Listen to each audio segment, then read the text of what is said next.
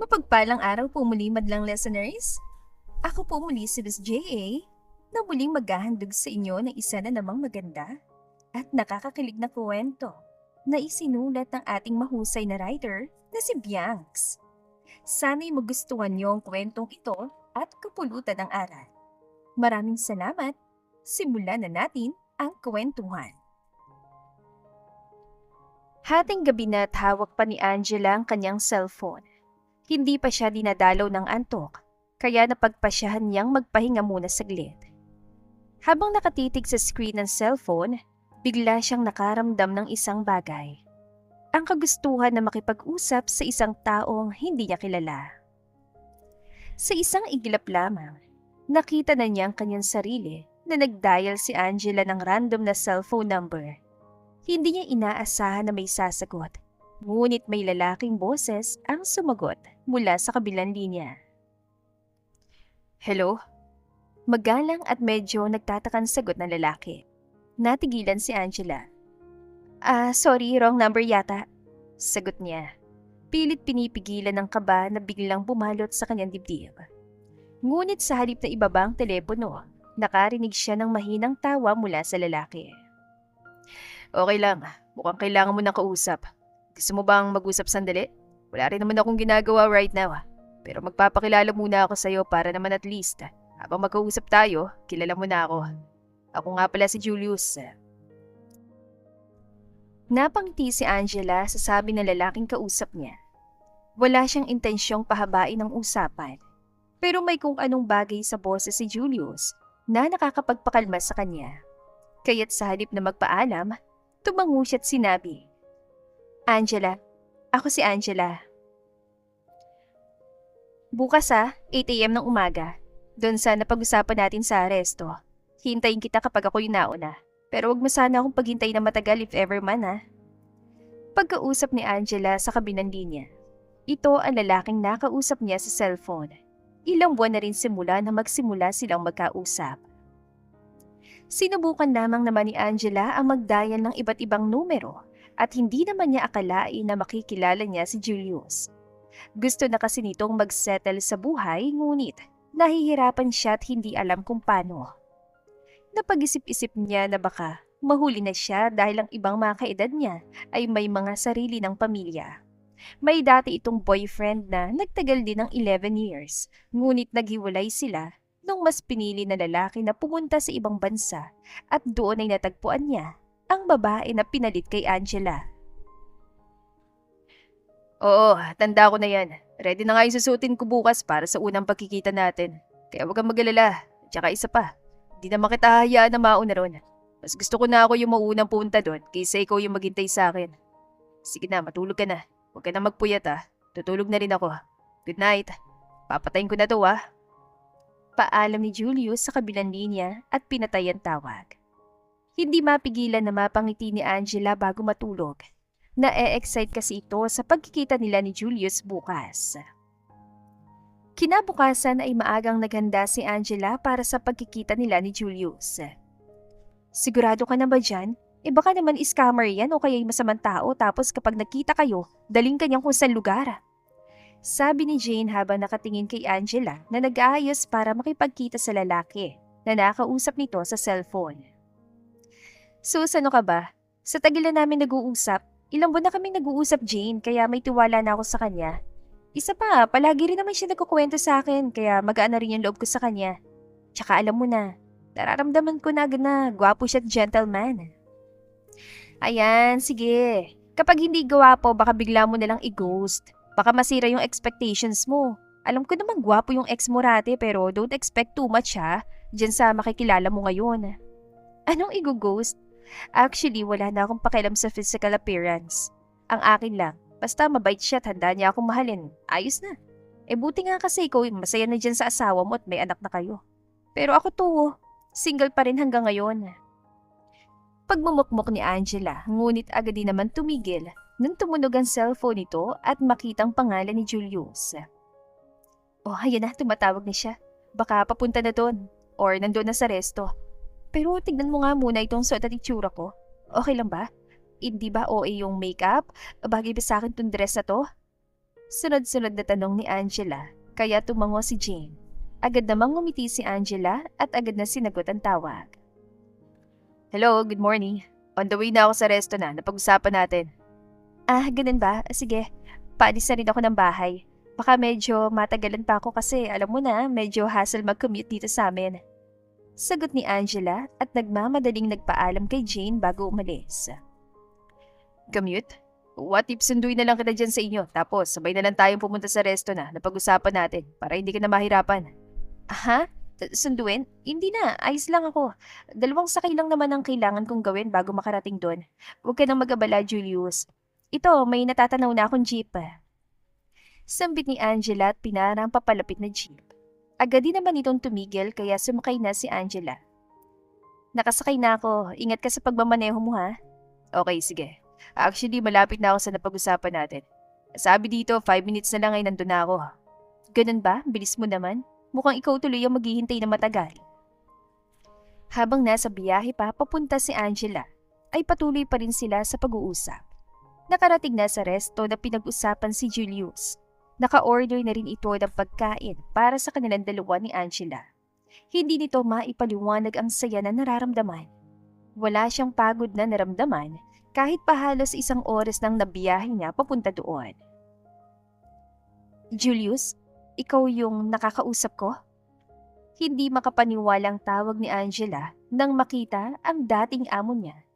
Kakarating niya lamang at agad siyang pumunta kung nasaan ang sinabi ni Julius na pwesto nila. Yes, Angela. Yung nagtatrabaho before sa bahay namin? Ang liit ng mundo. Hindi ko na rin naaalala na may anak nga pala dati si Ma'am Verona Julius yung pangalan. Pero teka, siya ba yung nakakita sa akin dati na nakatapis lang? Shucks, nakakahiya. Kahit nga ikaw, hindi ko na rin makakilala eh. Lagi kasi akong wala sa bahay before. Let's eat na muna habang nagkukwentuhan tayo. Indeed, the world is so small. Habang kumakain, ay hindi maiwasan ni Angela na mailang sa lalaking nasa harapan niya. Maya-maya kasi itong tumitingin sa kanya sabay ngingiti. Saan mo gustong pumunta? Tanong ni Julius nang makalabas sila ng resto na kinainan nila.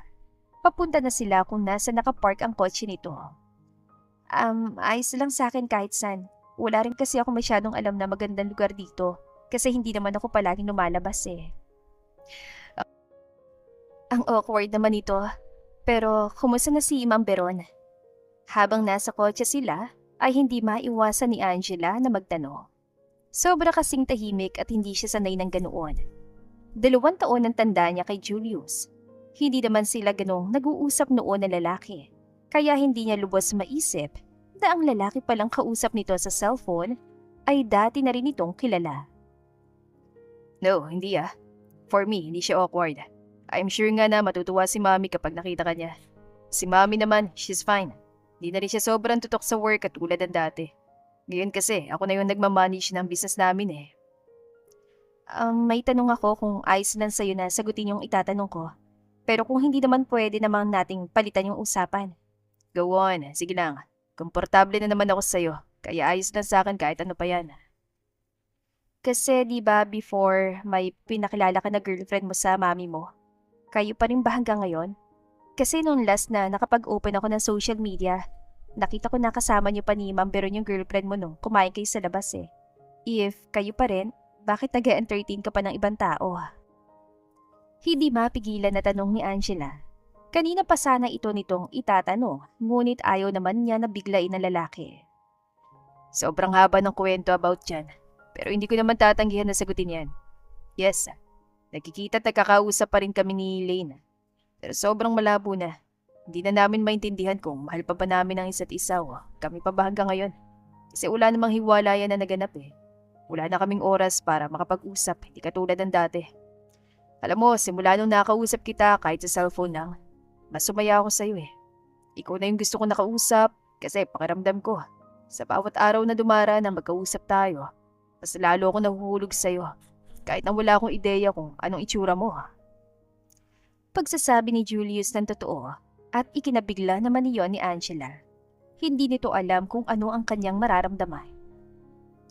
Kung ganon, dapat sinasabi mo na sa girlfriend mo yung totoo kaysa sa masasaktan lang siya na masasaktan. habang ikaw nagpapakasaya. It's not like that. Hindi yung ako lang yung nagpapakasaya. She's busy sa work niya. Minsan naisip ko rin siya pero kapag naman sinusubukan kong tawagan siya palagi siyang busy. Do you think hindi ako mawawala ng gana kapag ganun? Two-timer. Ganyan pa naman yung mga iniiwasan ko. Akala ko dati sobrang bait mo at mahal na mahal mo yung girlfriend mo. Kasi wala ka naman pakialam dati sa paligid mo basta nandyan yung girlfriend mo. Naiintindihan ko na pareho kayong busy. May kasalanan din naman ako kasi kahit nung babago pa lang tayo nag-uusap hindi ko agad naitanong kung may girlfriend ka na ba. Pero bakit hinayaan mo pa rin yung sarili mo na kumausap ng iba? Di ba instead na makipag-usap ka ng iba, dapat inaayos yun ng girlfriend mo yung problema yung dalawa? Unbelievable. Mahabang litanya ni Angela. Hindi nito maiwasang uminit ang ulo sa nalaman. Paano nalaman kapag nalaman ni Lane ang tungkol sa ginagawa ng boyfriend nito na si Julius? Panigurado na masasaktan iyon. Gayong alam ni Angela kung gaano nakatagal ang dalawang magkasintahan. Oh, chill. Nakapag-usap na kami about dyan. Aware naman siya na nagkakalabuan na nga kaming dalawa. At sinasabi ko na rin sa kanya na baka malabo nang maibalik kung ano man yung meron sa amin nun. Napagkasunduan na rin namin na once na nakita na namin yung tao na makakapagpasaya sa amin at sigurado na kami. Sila yung pipiliin namin. Ngayon, kung wala pa rin, babalik kami sa piling ng isa't isa at pipilitin na ibalik yung dati. Kaya siguro wala pa rin na official na breakup ang nangyayari sa amin. Kaya we are still waiting for that time. For that perfect time. Alam mo, ang labo nyo. Hindi ko kayo maintindihan Ikaw lang yata yung nag-decide na maging ganun yung setup nyo. Wala naman dapat akong pakialam kasi kapag naman bumalik na ulit yung relasyon nyo katulad ng dati. Pwede naman kitang iwan at iwasan kasi sa totoo lang. Feeling ko ako yung nagpapagulo ng relationship nyo What? Ano pang sinasabi mo? If gusto mo, tawagan ko na siya ngayon at sabihin na sa kanya yung totoo. Sasabihin ko na tingkot, natagpuan ko na yung babae na gusto ko. Wag! Hindi ka ba nag-iisip? Hindi pa naman tayo sigurado sa isa't isa.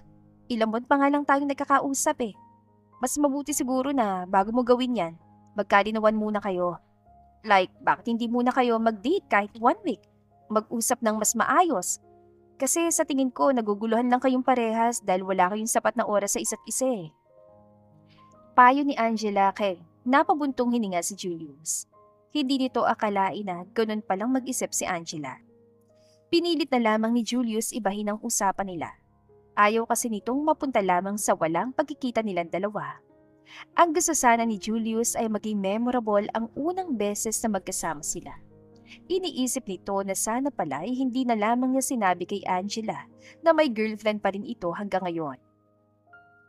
Buong maghapon ay walang ginawa si Julius at Angela, kundi ang magsaya.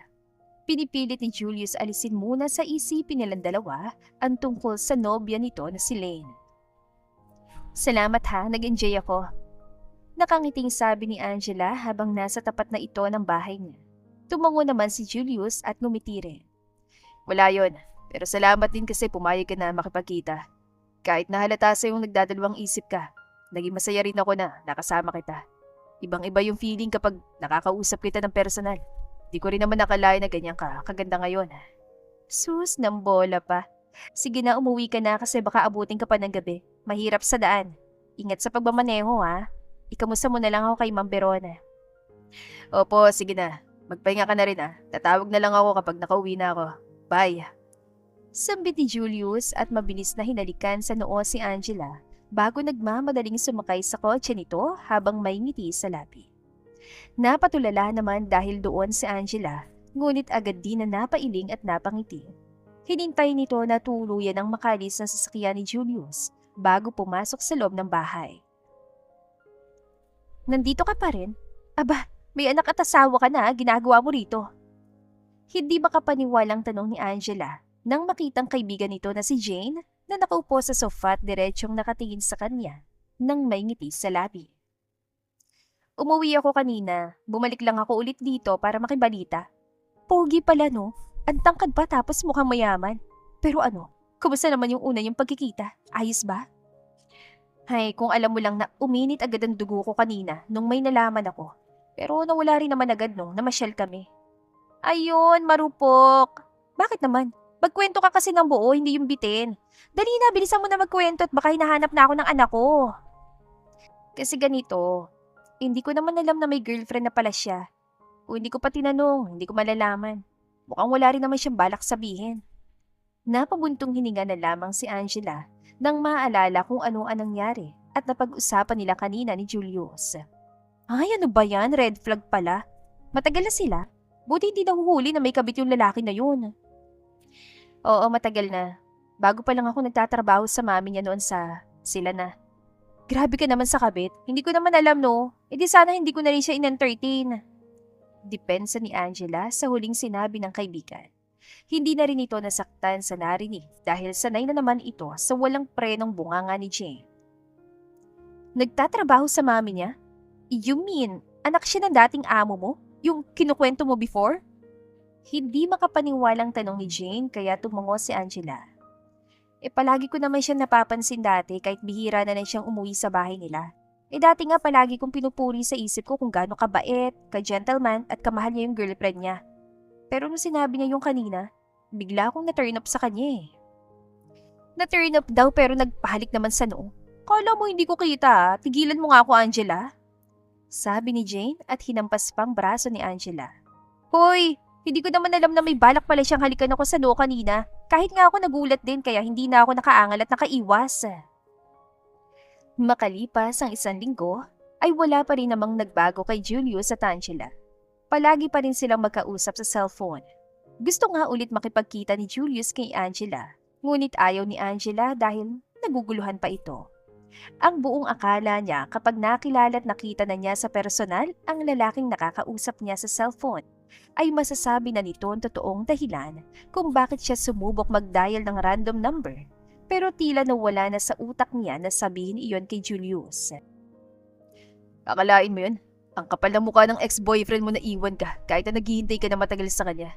Pero iniyakan mo? Tanong ni Julius habang kausap si Angela. Kasalukuyan itong nasa opisina ngunit hindi naman ganoon kadami ang kanyang ginagawa. Naisipan nito na tawagan si Angela. Siyempre, ang tagal kaya namin yung pinagsamahan namin sobra na. Kilalang kilala na namin yung isa't isa. Tapos biglang iiwan niya lang ako at sasabihin na pinagpalitan niya ako. Ilang buwan din ako bago tuluyan nakamove on sa kanya, no? Kasal na sila ngayon ng babae, still magjowa pa rin. Sa pagkakaalam ko, ikakasal na sila sa susunod na buwan. Invited kasi yung kaibigan ko na si Jane kasi kaibigan ng ex ko yung asawa ni Jane. Umabot nga kami sa point na planado na lahat. Sabi namin sa isa't isa, pagbalik na ng Pilipinas ay magpapakasal na kami. Pero hindi natuloy eh. Ready na ako mag-settle. Dagdag pa ni Angela at bumuntong hininga nang maalala ang kanyang ex-boyfriend. Okay lang yan. At least nakilala mo ako at nakilala kita. Kung hindi naghanap ng iba yung ex-boyfriend mo, edi sana hindi kita kausap ngayon. Isipin mo na lang na may plano talagang tadhana para sa'yo. Pero kasi 'di ba, patanda na rin naman ako at hindi na paurong yung edad ko. Tapos yung parents ko palagi rin nilang tinatanong kung kailan ba ako mag-aasawa. Nagpa-pressure na rin ako sa buhay ko eh. Kaya nga naisipan ko na tumawag na lang sa random number kasi sobrang desperada na ako magkaroon ng pamilya. Oo, mag-iba pala tayo. Kung ako yung tatanungin mo, ako, hindi pa ako ready na mag-settle. Gusto ko kasi mag-ipon muna na mag-ipon para ma-provide ko yung kailangan ng magiging asawatan ako. Feeling ko, hindi pa ako ready na bumuo ng sarili kong pamilya. Isa rin yan sa dahilan kung bakit nagkalabuan kami ni Lane. Pag-amin ni Julius, kaya napatahimik si Angela sa kabilang linya. Hindi niya alam kung bakit tila nadismaya siya sa sinabi ni Julius. Nandyan ka pa ba? Bakit natahimik ka yata bigla? Tanong ni Julius nang walang marinig na kahit anong ingay kay Angela. Oo, nandito pa. May inayos lang sandali. Pagdadahilan ni Angela. Nawala na siya ng gana na makipag-usap kay Julius, ngunit ayaw niya namang makahalata ito. About nga pala sa sinabi mo tungkol sa amin ni Lane. Sabi mo na subukan namin mag-usap na dalawa at lumabas. Gagawin namin yun bukas. Napagkasunduan kasi namin na linawin na kung ano yung meron sa amin dalawa para hindi na may mahirapan sa uli. Maganda nga yan. Yung napag-uusapan nyo at hindi lang isa yung magpapasya. Kasi relasyon nyo naman dalawa yan eh. Parehas kayong bumuo niya nung una kayo, dapat parehas din kayong magdesisyon kung ano yung mangyayari. Actually, simula nung nag-usap tayo, mas lumawak yung pangunawa ko about sa bagay na yon. Pero sana walang magbago kung ano man yung meron sa atin ngayon . Natatakot kasi ako na baka dumating sa punto na bigla ka na lang hindi magparamdam sa akin. Baka sa boses ni Julius ang takot sa ideya na yon. Mapait namang napangiti si Angela sa nagsalita. Siyempre naman, hindi magbabago yun. Pero if ever na maayos niyo yung meron sa inyong dalawa ni Lane, hindi ko matutupad yung inaasahan mo. Kasi Julius, sa totoo lang, kung alam ko lang nung una pa lang na may girlfriend ka na, itinigil ko na agad yung pakikipag-usap sa'yo. Oh, come on Angela. Pag-uusapan lang namin ni Lane yung about sa amin. Siguro after noon, maliwanagan naman ako. Pero sa totoo lang Angela, mas masaya ako kapag ikaw yung kasama at kausap ko. Feeling ko lahat ng pagod at problema ko nawawala. Samantala, habang magkausap si Julius at Angela sa cellphone, ay hindi maiwasang masaktan ni Lane sa mga narinig. Napagpasyan kasi nitong pumunta sa opisina ni Julius para makapag-usap na sila dahil hindi na ito makapaghintay. Hindi naman lingid sa kaalaman nito na tila nga mayroon ng ibang nagpapatibok sa puso ni Julius, ngunit pinagsawalang bahala na lamang niya yon at mas lalong tumutok sa trabaho. Labis din ang tuwa ni Lane nang sabihin ni Julius na nais itong makipag-date kay Lane. Hindi siya nawala ng pag-asa na muling maibalik ang meron sa kanila noon ni Julius. Nang makita nito na palabas na sa opisina, ay agad itong umayos ng tayo at umarte na kakatok pa lamang. Lane? Hindi makapaniwalang tanong ni Julius, ngunit tanging ngiti lamang ang naibigay ni Lane at agad niyakap ang boyfriend nito. You look tired. Walang maayos sa pahinga kasi. Pero bakit ka nandito? Hindi ba dapat ay mamayang gabi pa tayo magkikita? Takang tanong ni Julius. Tila naman may tumusok na karayom sa puso ni Lane nang mapansin na pilit iniiba ng boyfriend nito ang kanilang usapan. Mamaya kasing gabi baka hindi na ako makapunta. Alam mo naman, baka may biglang trabaho na naman ang ibigay. Pagdadahilan ni Lane at pilit na lamang nang umiti. Tumango naman si Julius at agad na inaya papasok ng opisina niya si Lane. Sawa ka na ba?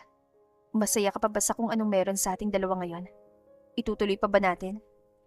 Walang paligoy-ligoy na tanong ni Lane kay Julius pagkaupo nito. Pagkamat bahagyang naguluhan si Julius, ay agad din naman itong naintindihan kung ano ang ibig sabihin ni Lane. Naguguluhan ako. Hindi ko alam. Pagod ka na ba? Pabalik naman na tanong ni Julius. Nangilid naman ang luha sa mga mata ni Lane. Kahit na hindi sabihin sa kanya ng diretso ni Julius, ay ramdam na nitong hinihintay na lamang ni Julius na bumitaw siya sa kanilang relasyon. I think, mas maganda kung tapusin na lang natin to. Pareho naman na tayong nawawalan ng oras sa isa't isa. I think this relationship won't work anymore. Siguro kapag ayos na yung lahat at sa tingin natin tayo yung nakatadhana, saka na lang tayo bumalik sa isa't isa. Siguro kaya hindi natin mabitawan ng isa't isa dahil nanghihinayang tayo sa tagal ng pinagsamahan natin. Sigurado ka na ba? Paano ka? Alam kong kahit yung decision mo ay masakit para sa'yo. Masakit sa ating dalawa. Napag-isipan mo na ba talaga? Wala naman ako magagawa, Julius eh. Alam ko naman na may iba ka na. Alam ko naman na mas masaya ka sa kanya kesa sa akin eh. Handa kitang palayain kasi mahal kita, Julius. Ayos lang sa akin na masaktan ako. Makamtan mo lang yung ligaya na dapat sa'yo. Handa akong magparaya. Ayoko namang habang buhay ka matalik sa akin kahit yung pagmamahal mo ay nawawala na. Nanginginig na ang boses ni Lane habang sinasabi ang mga katagang. Gusto niyang bawiin lahat ang sinasabi niya ngunit hindi niya magawa. I'm sorry. Hindi ko naman din inakala na sa simpleng tawag ng isang babae, mahuhulog ako sa kanya. Ayoko nang magsinungaling pa sa'yo, Lane. Pero sa totoo lang, mas masaya ako kapag kasama ko siya. Pakiramdam ko lahat ng bigat, sakit at pagod nawawala kapag nakakausap ko siya. I'm sorry kung hindi ko agad sinabi sa'yo yung totoo ha. Sorry kung nasaktan kita ng sobra. Pero ayos lang sa akin na saktan mo ko ng pisikal. Batuhin mo ko ng masasakit sa salita. Ayos na ayos lang yun. Maunawaan kita. Nagtagal pang naging pag-uusap ni Lane at Julius. Gusto nilang maging malinaw ang lahat bago sila tuluyang magkahiwalay. Ayaw nilang magkaroon ng problema sa isa't isa kung kaya't hanggang maaari ay pinapalawak nila ang pangunawa sa isa't isa.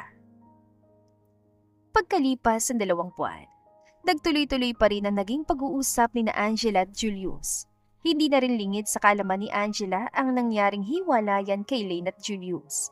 Sa loob ng 2 buwan ay maraming nagbago kay Julius at Angela. Napapadalas ng pagkikita nila. Ano ba yan, Angela? Ano to, flower shop? Ang dami naman itong mga bulaklak mo na to. Reklamo ni Jane, ang kaibigan ni Angela pagkapasok nito sa bahay. Palaging pinapadala ni Julius eh. Alangan namang itapon ko. Nag-effort yung tao eh. At saka isa pa, ang gaganda naman nila no. Umamin ka nga. Nagpapaligaw ka na no. Nililigawan ka na niya. Baka nakakalimutan mo na kakabreak niya lang sa ex-girlfriend niya. Baka ikaw gawin niyang panakip butas. Nanliliit na matang sabi ni Jane. Napairap na lamang si Angela sa iniisip ng kaibigan. Hindi no, hindi pa ako nagpapaligaw. Hindi niya pa ako nililigawan. Masyado ka talagang advance kung mag-isip. At saka isa pa, hindi ganon si Julius. Hindi siya gagawin ng ibang tao para lang gawing panakit butas. Depensa naman ni Angela. Hindi naman nagpatalo si Jane at agad pa muling sumagot. Paano ka makakasigurado? Kasi matagal mo na siyang kilala. Naku Angela, maniwala ka sa akin dahil ranas na ranas ko na yan bago ko pa makilalang asawa ko. Sambit ni Jane. Napailing na lamang si Angela at mas pinili na magpatalo na lamang sa sinasabi ng kaibigan. Alam kasi nito na hindi matatapos si Jane kung magsasalita pang muli si Angela. Free ka ba bukas? Labas ulit tayo. Miss na kita eh. Miss ko na ulit makasama ka at makausap ka ng personal. Sabi ni Julius sa kabilang linya nang tumawag ito kay Angela nung gabi na. Kakagaling lamang nito sa trabaho ngunit si Angela agad ang naisip nito. Oo, wala naman ako masyadong gagawin bukas. Dapat nga pupunta ako ng mall para mamili ng mga kulang dito sa bahay. O sige, sunduin na lang kita dyan sa inyo. Sama na rin kitang mamili ng mga kailangan mo. Then after nun, gala tayo. Kinabukasan, maaga pa lamang ay nasa tapat na ng bahay ni Angela si Julius. Ang aga mo naman, kanina ka pa? Bakit di ka tumawag? Wait lang liligo lang ako at magbibihis. Pasok ka muna. Sunod-sunod na sabi ni Angela at agad na pinapasok sa loob ng bahay si Julius. Nagulat kasi si Angela nang pagsilip niya sa bintana ay naroon na si Julius at nakasandal na sa kotse nito. Ayos lang, sinadya ko talagang agahan pumunta dito. Huwag magmadali, maaga pa naman. Natatawang wika ni Julius nang makita na natataranta na si Angela. Ngunit kahit na ganoon ay binilisan pa rin ni Angela ang kilos niya dahil nahihiya siyang paghintayin ang lalaki ng matagal. Nang makatapos sa pag-ayos si Angela, ay agad na rin silang umalis. Kagaya ng nararamdaman ni Julius noon, ay masaya muli ang puso niya ngayon. Kakaiba kasi ang nararamdaman nito kapag kasama niya si Angela. Nang makarating na sila sa isang restaurant para kumain, ay nag-usap muna sila habang hinihintay ang kanilang order. Sabi ni Mami, gusto ka raw niya makita, kaya lang sayang at hindi siya makakauwi agad dito sa Pilipinas. Ako rin naman eh. Gusto ko na rin makita si Ma'am Beron. Nakakamiss din naman kasing makausap siya eh. I told you na tita na lang yung itawag mo kay Mami. Kasi nililigawan na rin naman kita. Soon after niyan, Mami na rin ang tawag mo sa kanya. Sambit ni Julius at pinunasan ng gilid ng labi ni Angela. Kasalukuyan silang kumakain sa labas dahil parehas silang walang ganap ngayong araw. Oo na, sige na. Sa susunod na mapag-uusapan natin ng mami mo, tita na yung itatawag ko sa kanya. At saka oo nga pala, si Jane, yung kaibigan ko, nagre-reklamo na kasi punong-puno na raw ng bulaklak yung bahay ko. Hindi mo pa tinatapon? Ang ingat mo naman. Ang galing mo mag-alaga. Lahat ng yun kasi totoong bulaklak ka. Hindi mapigilan ni Julius na humanga kay Angela. Matagal-tagal na rin kasi siya noong nagsimulang magpadala ng mga bulaklak. Hindi. Bakit ko naman itatapon? Ang gaganda kaya. Di pa naman nalalanta. At saka ipipreserve ko rin yun. Dagdag memories. Pan-display ko. At saka what if tayo pala panghabang buhay? Di may papakita ako sa magiging anak natin. Sasabihin ko, ganyan kapatay na patay ang daddy niya sa akin. Palagi may daladalang bulaklaka. Pagbibiro ni Angela. Kaya namulan tenga ni Julius at tumingin na lamang sa malayo. Alam mo, sa lugar na ito sinabi ni Mami na dito raw niya sinagot si Daddy nung panahon na nanliligaw pa lang si Daddy sa kanya. Sabi niya pa, dito rin daw nagpropose si Dad. Ang ganda ng tanawin dito no? Ang payapa at ang sarap ng hangin. Sambit ni Julius habang nasa tuktok sila ng isang bundok. Ito ang sunod nilang pinuntahan pagkatapos silang mamasyal at kumain. Medyo hapon na rin kasi kaya medyo maaliwalas na. Sobra. Sana may mga ganito pa rin na tanawin ngayon, no? Unti-unti na kasing nauubos dahil yung iba'y sinisira na yung mga bundok. Oo nga pala, Julius. Gusto ko lang linawin yung about sa atin, ha. Ano ba tayo? Nagbibigay ka ng iba't ibang motibo pero hindi ko alam kung lahat ba ng yun eh. Totoo. Nararamdaman ko naman na mahal mo ko pero parang may kulang eh. Hindi ka ba naguguluhan sa nararamdaman mo? Walang paligoy-ligoy na tanong ni Angela. Napatingin naman sa kanya si Julius at halatang pagtataka sa mukha nito. Anong ibig mo sabihin? Hindi ko maintindihan. Kasi paano kung hindi ka pa pala nakaka-move on sa ex mo? Paano kung mahal mo pa rin siya pero naguguluhan ka lang? Paano kung ginagawa mo nga lang akong panakip butas? Siguro kung ano man yung meron sa atin ngayon, Julius, mas mabuti sana kung tigilan muna natin. Bigyan muna natin ang mga sarili natin na makapag-isip. Kasi sobrang gulo eh. Hayaan muna natin na magkaroon tayo ng realization. Nanatili naman tahimik si Julius. Agad na tumayo si Angela at nagmamadaling umalis. Hindi na hinabol ni Julius si Angela dahil baka nga tama ito. Siguro'y kailangan muna nilang tumigil para makapag-isip-isip, ngunit alam ni Julius sa kanyang sarili na sigurado at kontento na siya kay Angela. Ayaw din kasi ni Julius na maisip ni Angela na binabaliwala lamang niyang nararamdaman ni Angela. Ano na? Walang balita? Ikaw ang nagdesisyon tapos magmumukmo ka dyan kasi hindi ka man lang tinatawagan o pinupuntahan? Ay naku Angela, ikaw yata yung mas magulo sa inyong dalawa eh. Sermon ni Jane. Isang linggo na rin mahigit ang nakalipas, ngunit hindi pa rin mapigilang masaktan ni Angela dahil hindi man lang magawan tumawag ni Julius. Hindi niya maunawaan ang sarili niya dahil siya naman yung nagsabi na kailan muna nilang tumigil. Ngunit hindi niya rin maintindihan kung bakit nasasaktan siya sa ideya na totoo nga sinabi niya na baka ginawa lang siyang panakip butas si Julius. Paano kung nagkabalikan na pala sila ng ex niya? Paano na ako? Maiiwan na ulit ako mag-isa. Nakikita ko yung mga kaedad ko, masaya na sila.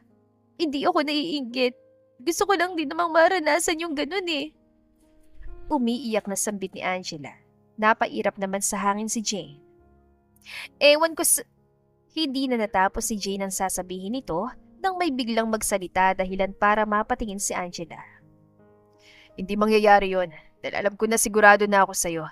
Di ba sabi mo, bigyan muna natin ng mga sarili natin na makapag-isip? I guess okay na yung 1 week, hindi ba? Kasi ako, paulit-ulit ko na itong iniisip. Pero paulit-ulit lang din ang sagot eh. Nakakainis ka. Pinayak mo pa tong si Angela. Ang tanda-tanda na iyakin pa. Bagay nga kayo, pares magulo. Inis sa sabi ni Jane at agad na lumabas ng bahay ni Angela. Pasensya na kung bigla na lang ako pumasok ah. Hindi ko na kasi matiis eh. Namimiss na kita. Hindi talaga kumpletong araw ko kapag wala ka. Kapag hindi kita nakikita o nakakausap man lang. Sabi ni Julius sabay kamot sa batok. Agad naman itong lumapit kay Angela para punasan ng mga luha nito. Hinayaan muna ni Julius na tuluyan ng kumalma si Angela bago sinimulang magsalita at magpaliwanag muli. Makalipas ang 1 taon. Happy anniversary! Akala mo nakalimutan ko no. Kita ko kanina pagsimangot mo nung naglalakad-lakad tayo sa mall. Natatawang sabi ni Julius at agad na iniabot ang bouquet kay Angela na may kasamang mga chocolates. Kasalukuyan silang nasa tabing dagat at halatang pinagandaan lahat ng bagay na naroon. May lamesa na may 2 upuan. May mga pagkain sa lamesa at may mga pailaw din na nakapagpadagdag sa ganda. Hidiya, baka palagi mo lang akong nahuhuli na nakasimangot kanina. Baka hindi mo lang napapansin na humingiti ako. Pero alam ko naman na hindi mo makakalimutan yung anniversary natin. Palusot ni Angela, kaya tanging tawa na lamang ang sinagot ni Julius. Agad na rin sinalina ni Julius ng wine ang baso ni Angela. Hindi ba sabi mo, ready ka na mag-settle? Kaya yun yung dahilan kung bakit naisipan mo na tumawag sa random number?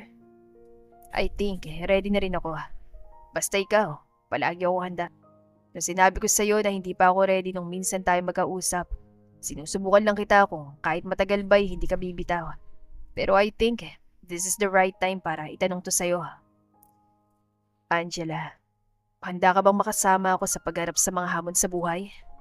Wika ni Julius habang inilalabas mula sa kanyang bulsa ang isang maliit na kahon. Gusto kong simulan ng bagong kabanata ng buhay ko kasama ka. Will you marry me? Nakangiting tanong ni Julius.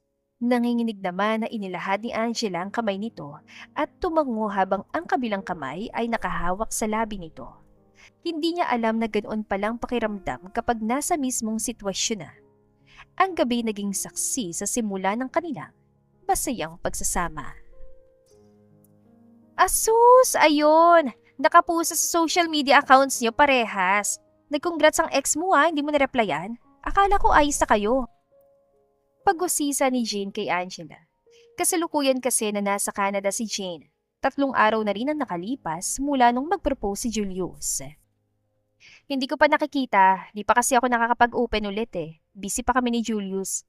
Nag-aasikaso na kami para sa kasal sa susunod na buwan. Ganito pala yung magpapakasal no? Ang daming kailangan na ayusin. Kaya naman pala, talagang ready to settle na kayo parehas Meant to be talaga kayo. Sana after ng kasalyo, magkaroon na agad kayo ng anak. Para naman magkaroon na rin ng kalaro tong inaanak mo. Sus, bakit ba kasi ayaw niyo pansundan? Hindi na natapos ni Angela ang sasabihin niya. Nang bigla siyang tinawag ni Julius. Nagpaalam naman muna si Angela kay Jane para pumunta kay Julius. Look, sabi ni Mami, siya na lang daw yung sasagot sa wedding ring natin. Nakakahiya naman kay Mami, wag na. Sagot naman ni Angela. Ang pinapakita kasi mga singsing ni Julius ay mukhang mga mamahalin. Siya yung nagpilit Sabi ko nga wag na kasi kaya naman natin. Pero sabi niya kasi, pinangako niya raw sa sarili niya na kapag ikakasal na ako, siya na yung bibili ng singsing ko at ang magiging asawa ko. Kaya ito, nagpadala siya ng mga samples para makapamili tayo. Hindi na rin nakatanggi si Angela kung kaya't isa-isa na rin nilang tinignan ng mga singsing na naroon. Hindi maiwasang mamangha ni Angela dahil lahat ng iyon ay magaganda. May nagustuhan ka na ba? Or gusto mo na humingi pa tayo ng iba pang samples? Ito na lang ang ganda nito. Kaso mukhang mahal. Wika ni Angela at pinakitang singsing na may design na infinity at napapalibutan iyon ng mga diamond. Ang ganda nga. Actually, yan din yung una ko napili Inihintay ko lang kung may magugustuhan ka na iba. Aka na, papakita ko na kay Mami.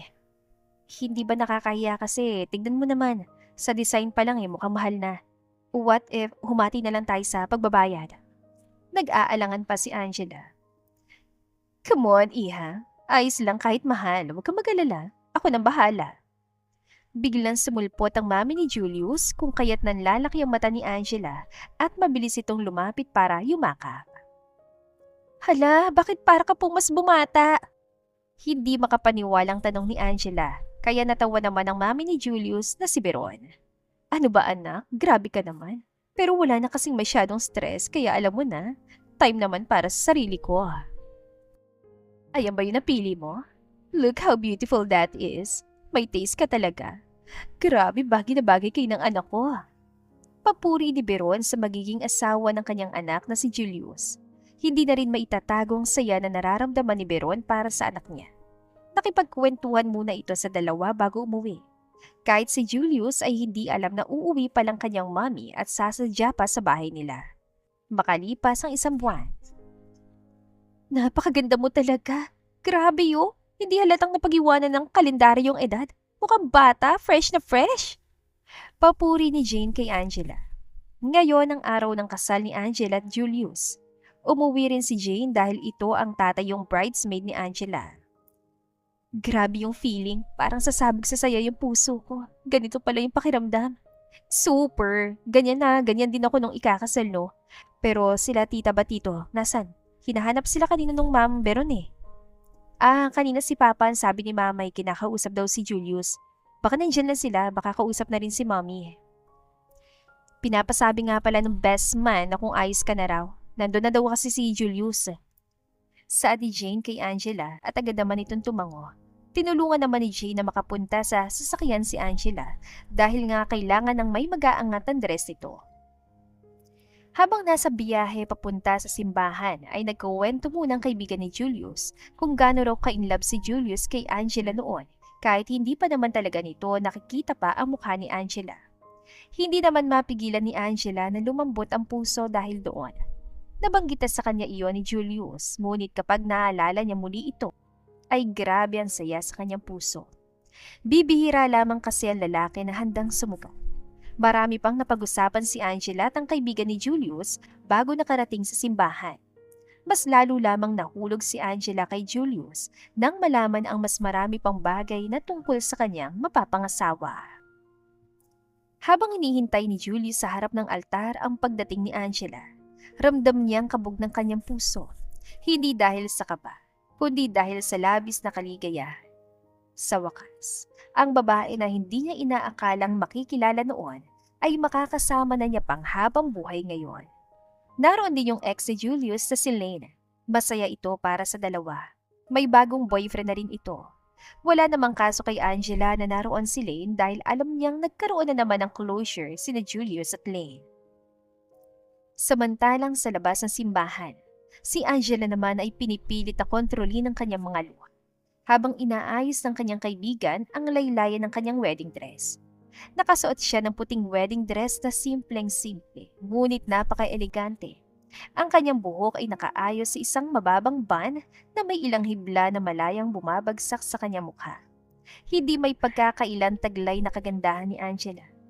Habang lumalakad siya papasok ng simbahan, natanaw niya si Julius na naghihintay sa may harap ng simbahan at tila lumakas ang kanyang loob.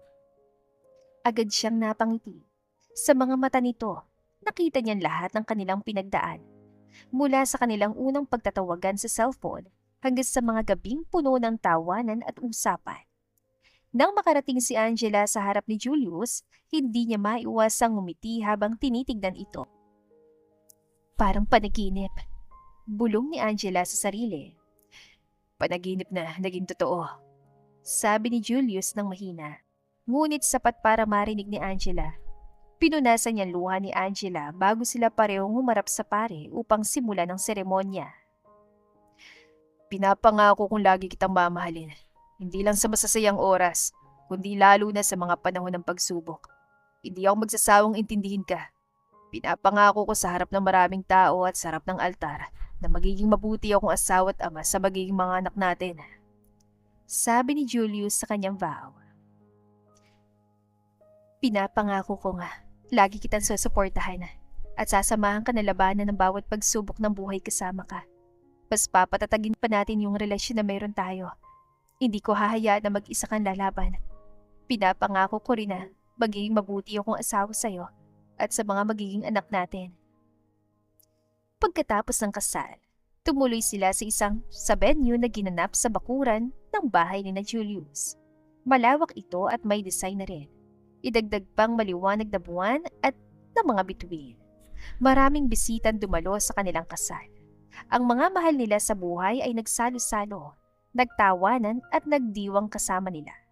Ang bawat tao ay napapansin ang hindi mapapantayang kasiyahan at pagmamahalan sa mga mata ng bagong mag-asawa. Nang matapos ang selebrasyon ng kanilang kasal, tila parang bagong yugto na naman ang kanilang buhay ang nagsimula.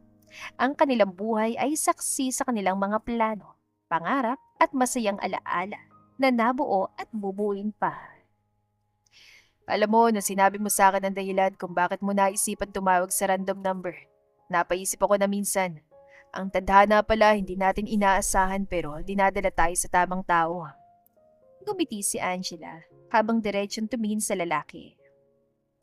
Ang saya lang isipin na minsan, hindi natin inaakala na sa napaka-imposibleng paraan pa palang kailangan para matagpuan mo yung tamang tao. Sa sobrang daming imposibleng bagay sa mundo, hindi mo akalain na pwede palang maging posible yun. Makalipas ang ilang buwan, dumating ang isang bagay na pinakahinihintay nilang mag-asawa. Si Angela ay nagdadalang taon. Sa simula, hindi pa makapaniwala si Julius. Hindi pa halos mag-sink in sa kanyang balita. Totoo ba to? Tanong ni Julius nang may tuwa at kaunting kaba. Hawak-hawak niya ang piti habang nakatitig kay Angela na nakaupo sa gilid ng kama. Oo, sagot ni Angela.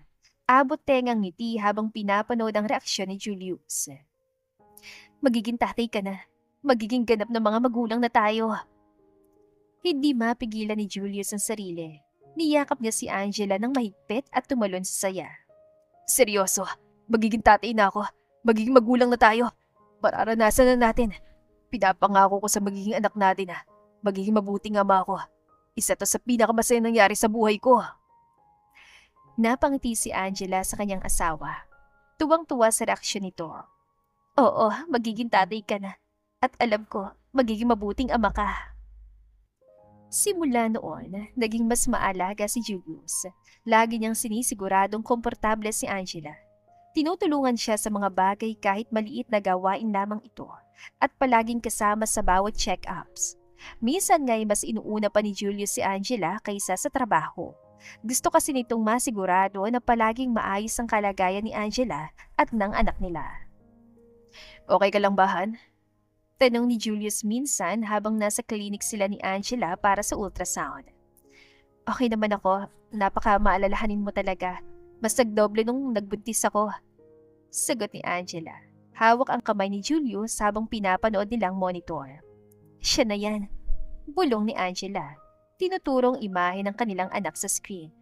Hindi pa masyadong kita na maayos ito pero nagdulot na yun ng saya sa puso ng mag-asawa. Parang hindi mapakali si Julius habang pinagmamasdan ng unang larawan ng kanilang anak. Parang kahapon lang, nag-uusap lang tayo sa cellphone. Tapos nagligawan, nagpakasalat ngayon, magkakaroon na tayo ng anak. Sobrang bilis ng panahon. Ngumiti si Angela at huminga ng malalim. Oo nga, ang bilis ng panahon. Nakakabigla pero nakakatuwa rin naman ang nangyari sa buhay natin. Makalipas ang 9 na buwan, dumating si Lilia sa mundo bilang isang malusog na sanggol. Hindi maitatanggi na kamukhang-kamukha ni Julius ang panganay nilang anak. At mula noon, lalo pang sumaya ang buhay ng mag-asawa. Ang kanilang bahay na dati tahimik at puno ng usapan at plano tungkol sa iba't ibang bagay. Ngayon ay puno na ng tawanan at ingay ng isang batang makulit at bibo. Ang kulit ng anak natin. Sabi ni Julius isang gabi habang pinapalitan ng diaper ni Lilia. Siya nang nagsabi na siya na lamang ang magpapalit dahil alam niya kung gaano kapagod ang kanyang asawa sa maghapon na pag-aalaga sa anak nila. Mana sa'yo, biro ni Angela habang nagpapahinga sa sofa. Tinitignan na mag-ama. Hindi may tatanggi ang saya sa mga mata ni Julius. Pero salamat Julius. Alam ko mahirap. Alam kong pagod ka na rin dahil sa trabaho mo. Pero nagpapasalamat ako dahil lagi ka nandyan para tulungan ako. Pinaparamdam mo lalo sa akin kung gaano kakabuting asawa. Lumapit si Julius kay Angela at niyakap siya na mahigpit. Alam mo Angela, hindi ko ito magagawa kundi dahil sa'yo. Kundi dahil sa inyo. Ikaw yung dahilan kung bakit masaya ako araw-araw. Kung bakit may inspirasyon ako na magpatuloy sa buhay. At si Lilia, siya yung pinakamagandang bagay na nangyari sa atin. Habang lumalaki si Lilia, ipinakita ni na Julius at Angela ang kahalagahan ng pagiging masaya sa kabila ng mga hamon sa buhay. Tinuruan nila si Lilia na mahalaga ang pagkakaroon ng respeto at pagmamahalan sa bawat isa. Tuwang-tuwa rin ang mga magulang ni Angela at Julius sa apo nilang napakabibo at matalino. Pagkalipas sa ilang taon, patuloy pa rin ang pagmamahala ni na Angela at Julius. Tulad ng inaasahan, hindi lahat ng yugto ng kanilang buhay ay puro saya. Hindi puro makulay. May mga pagsubok din silang hinarap. Pero sa kabila ng lahat ng ito, nanatiling matatag ang kanilang samahan. Ang mga simpleng bagay na dati hindi nila napapansin. Mga maliliit na away, mga hindi pagkakaintindihan sa mga desisyon, at mga hamon sa pagpapalaki kay Lilia ay nagiging mas malalim na karanasan ng pagiging mag-asawa. Alam mo, lahat na nangyayari sa atin ay tila bahagi ng plano ng buhay. May mga bagay na dumating sa atin ang hindi natin inaasahan. Mga pagsubok pero nagiging dahilan ng malaking pagbabago at pag-grow pa natin. Kasi sa bawat dumaraan na pagsubok sa buhay natin, lahat ng yun ay nagbibigay din ng aral sa atin. Ani Julius habang pinagmamasdan ng natutulog nilang anak bago tumingin kay Angela. Tila isang malalim na paghinto ng oras ang sandaling. Habang tinitignan nila ang isa't isa, pareho nilang naramdaman ang kahalagahan ng kanilang pinagsamahan. Maraming taon na rin na lumipas pero ang pagmamahal nila ay hindi nagbago, pagkus lalo pang tumibay. Minsan ay nagkakaroon ng tensyon sa kanilang relasyon. Isang gabi, habang nasa sala sila, napansin ni Angela na tila hindi na sila ganong nagkakaroon ng oras para sa isa't isa. Hindi na sila ganong nakakapag-usap tungkol sa mga bagay-bagay kung kaya't naisipan ni Angela na kausapin si Julius tungkol doon. Julius, tawag ni Angela kay Julius na tutok sa laptop nito dahil sa mga gawain na kailangang matapos. Parang bihira na tayo magkausap lately, di ba? Sa umaga kasi wala ka, palagi ka nasa trabaho, palagi kang umaalis para pumunta sa kumpanya.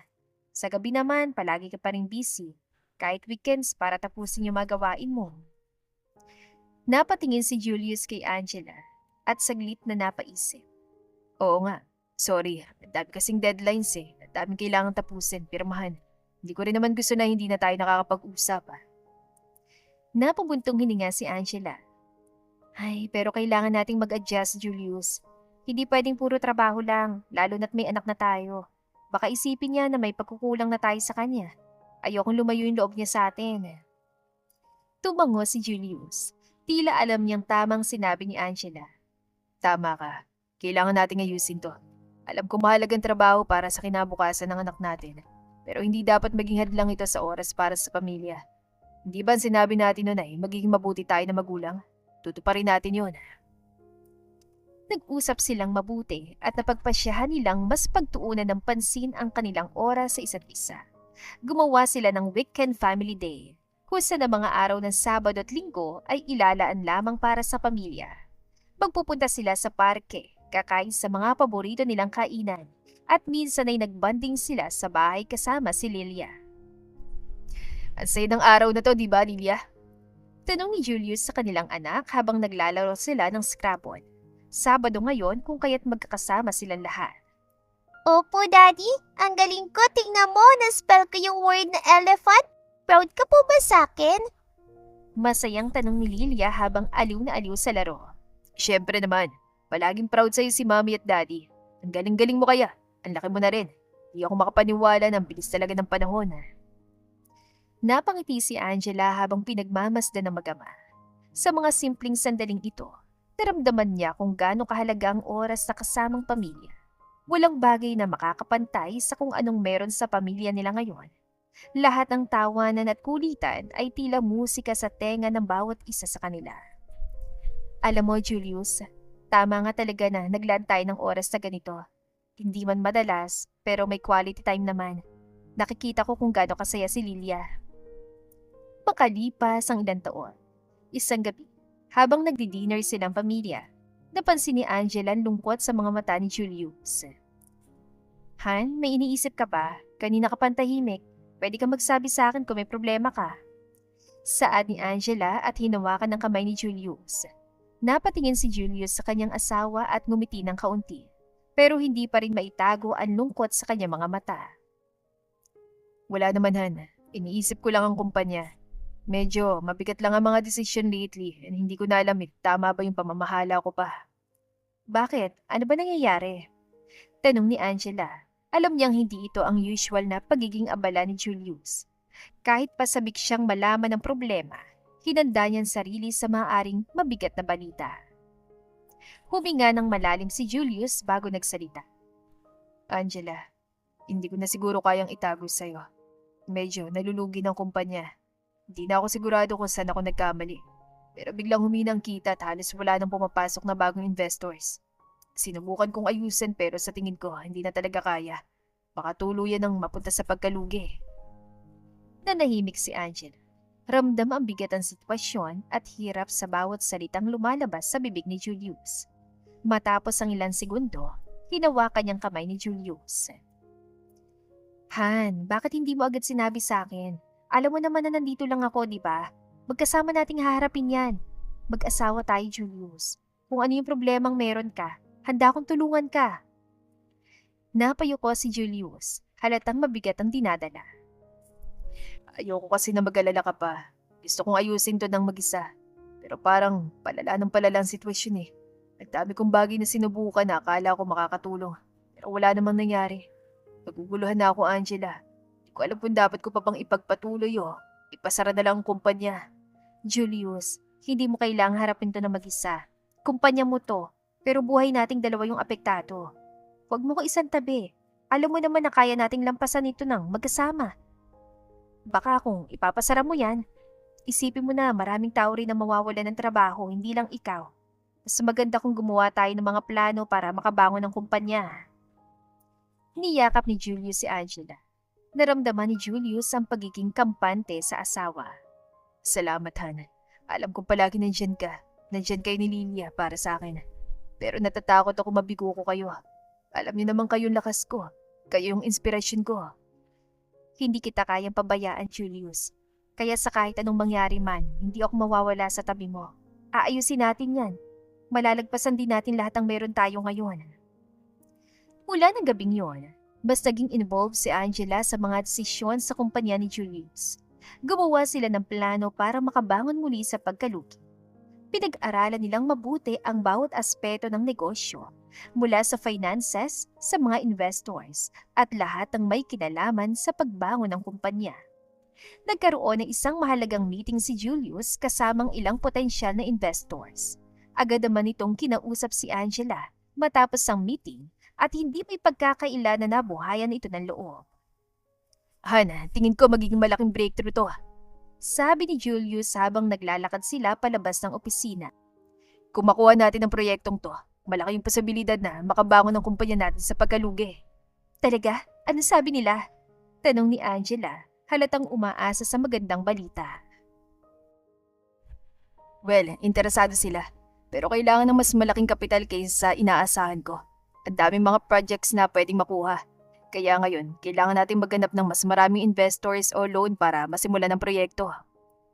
Hindi nagdalawang isip si Angela at agad na ngumiti kay Julius. Kaya natin yan. May mga kakilala ako na maaring makatulong sa atin at pwede tayo maghanap ng mas flexible na terms para sa loan kung talagang kulang pa yung pondo. Basta kailangan nating planuhin tong mabuti.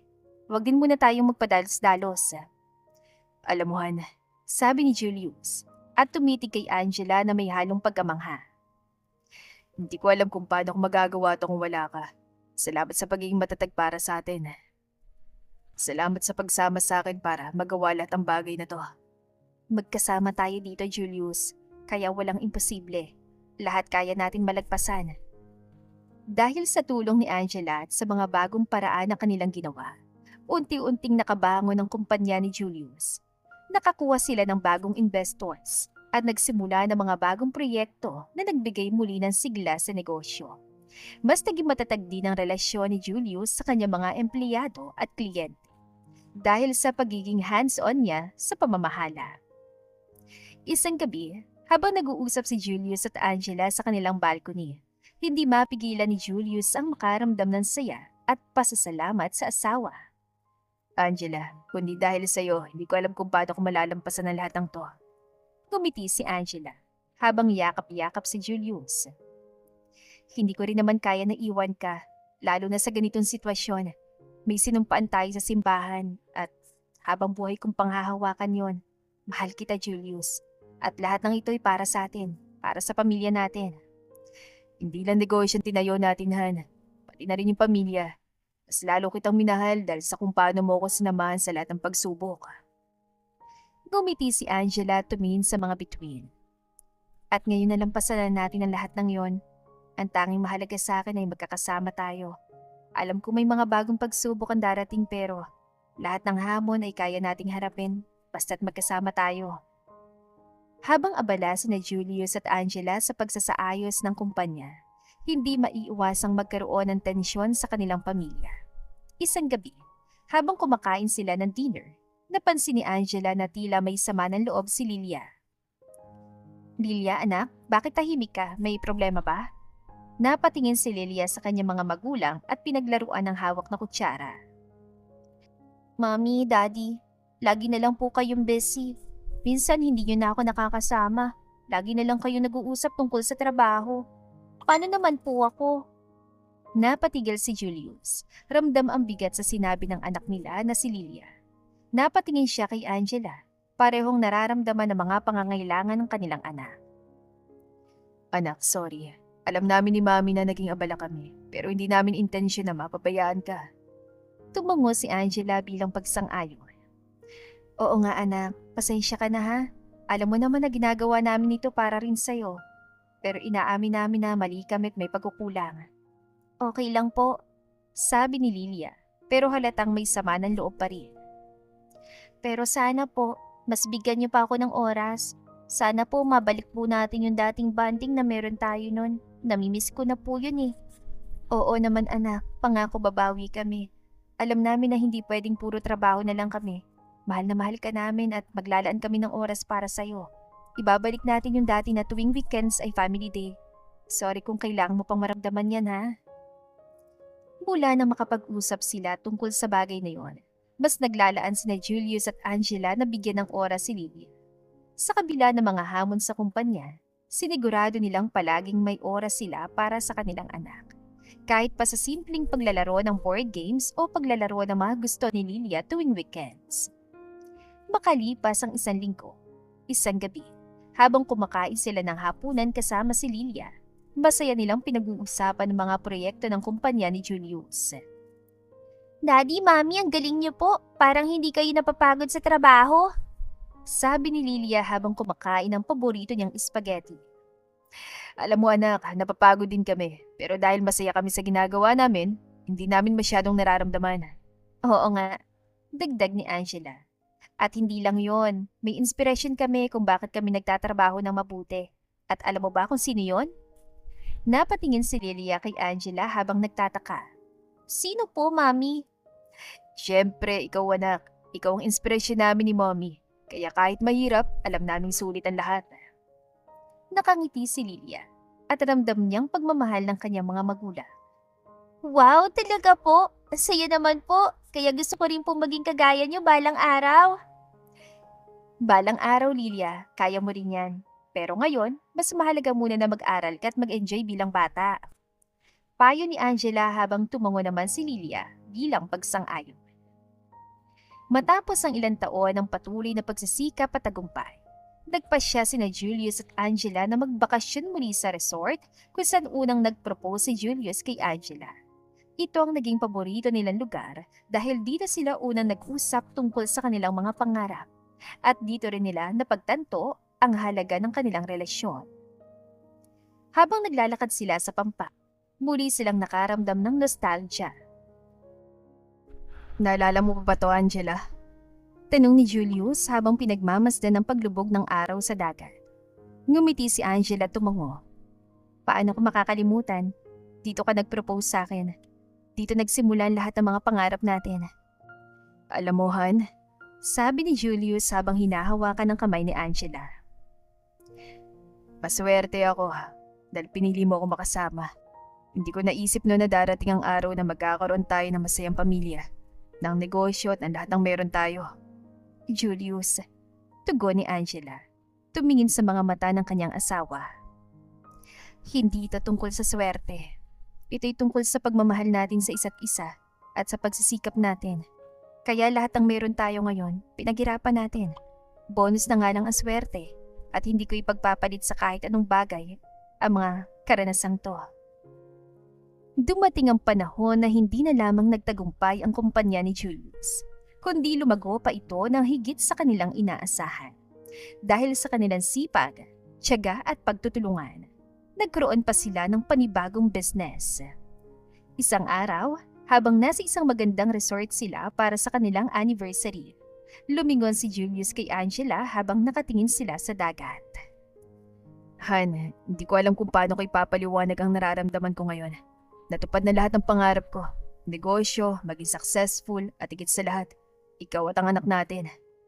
Gumiti si Angela at humawak sa kamay ni Julius. At lahat ng to, Julius, natupad dahil hindi tayo bumitaw sa isa't isa. Alam mo, Angela, hindi mahalaga kung gaano karaming perang kinita natin o gaano kalaki yung mga sales sa kumpanya. Ang pinakamahalaga sa akin ay nandito ka.